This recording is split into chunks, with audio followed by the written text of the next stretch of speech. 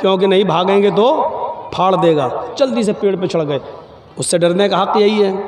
सांप को देख रहे हैं, उससे भी डर है, जहरीला सांप है, लेकिन उससे डरने का हक क्या है? उसके मुंह में आप उंगली न दें, उसके करीब न जाए वरना डस लेगा और काट लेगा। ये उससे डरने का हक है।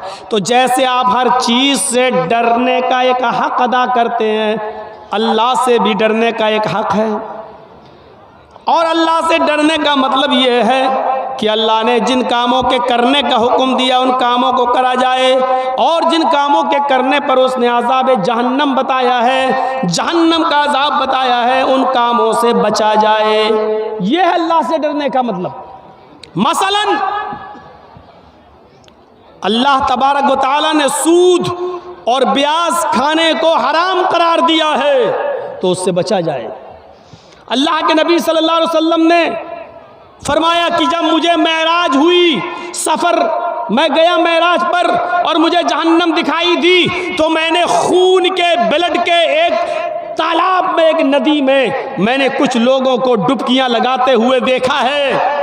बदबूदार खून पी रहे हैं और उसी में तैर रहे हैं। वो निकलना चाहते हैं, फरिश्ता एक पत्थर मारता, जब वो किनारे पे आते वो फिर बीचों बीच में पहुंच जाते और उसी बदबूदार खून वो पी रहे हैं, खा रहे हैं और उसी में हैं। मैंने पूछा मनहा ओला या जिब्रील, आए जिब्रील ये कौन लोग हैं? अल्लाह के नबी फरमाते हैं, जिब्रील ने बताया कि अल्लाह के नबी ये दुनिया में गरीबों का खून चूसा करते थे, ये दुनिया में मजबूरों का खून चूसा करते थे।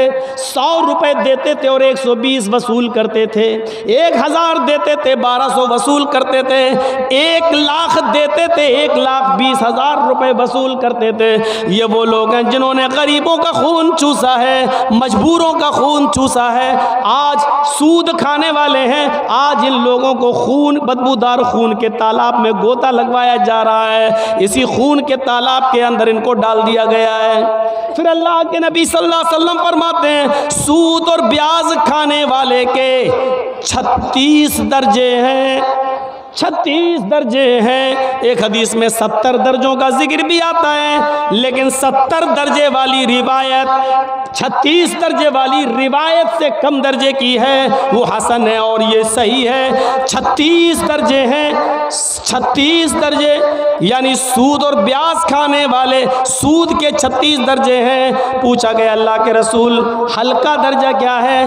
अल्लाह के नबी ने फरमाया इन 36 दर्जों में सबसे हल्का दर्जा सूद का यह है कि कोई शख्स अपनी सगी माँ के साथ, अपनी हकीकी माँ के साथ जिना करता है, अपनी माँ के साथ जिना करता है, उसको जो गुनाह मिलेगा, उसको जो सज़ा मिलेगी, वो सूद और ब्याज खाने वाले की सबसे हल्की सज़ा होगी। इसके अलावा 35 सज़ाएं इससे ज़्यादा, इससे बढ़कर होंगी।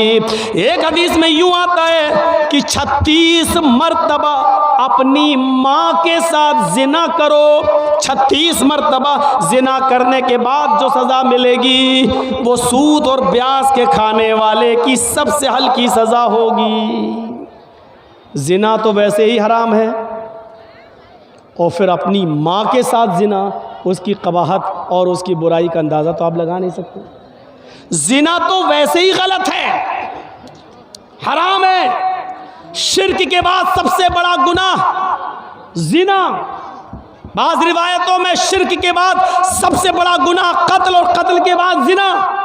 जिना तो वैसे ही सबसे बड़े गुनाहों में गुनाह माना जाता है, और फिर अपनी माँ के साथ जिना, ये और अपने अंदर एक बुराई रखता है। और फिर वो भी एक बार नहीं, 36 मरतबा अपनी माँ के साथ कोई जिना करे, सूद और ब्याज खाने वाले का ये हल्का अज़ाब हो। कितने लोगों के बैंक बैलेंस है? सभी के। कितने लोगों की LIC चल रही है? मौलाना पूछो मत। FD फिक्स डिपॉजिट, 10 साल के बाद बच्ची पैदा हुई है, हाँ ठीक है, 5 लाख रुपए इसके नाम कर दिया है, जब मेरी बेटी 20 साल की होगी 20 लाख हो जाएगा, शादी कर देंगे, शादी कर देंगे। फिक्स डिपॉजिट, सूद और ब्याज। तो अब तकवे का मतलब क्या है? अल्लाह से डरने का। अल्लाह ने जब इसको हराम करार दिया, नबी ने हराम करार दिया, तो इससे हम बच जाएं। जो चीज़ें बताई गई हैं, इमाम कायनात ने क्या कर रहे हो? अब क्यों लगा रहे हो इसको यहाँ? ये वाला माइक लगाएंगे? हाँ तो लाओ लाओ लाओ लाओ जल्दी लाओ। तो पूरा गला ही चूस लिया तो अब ला रहे हैं, मरने के बाद ही। माइक की सेटिंग सही नहीं है टाइट टाइट टाइट कर। इधर ले आओ, इतनी दूर से नहीं।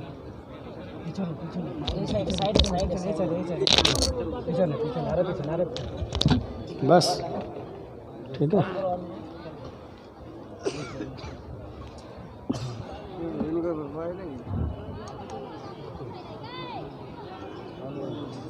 करो ना आगे ऊपर।